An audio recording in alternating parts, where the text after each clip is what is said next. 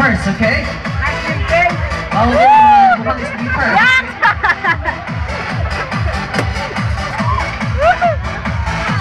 Bawal po ang miniskirt.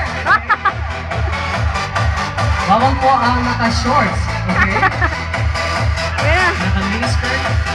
At higit sa lahat, nagbabawal po ang outfit na yan. Kasi masyadong madidistract ang mga estudyante at ang public member. Bawal po ang sleeveless, okay? That is not allowed inside the campus. Go, Jean! Bawal ang... Ano ba yan?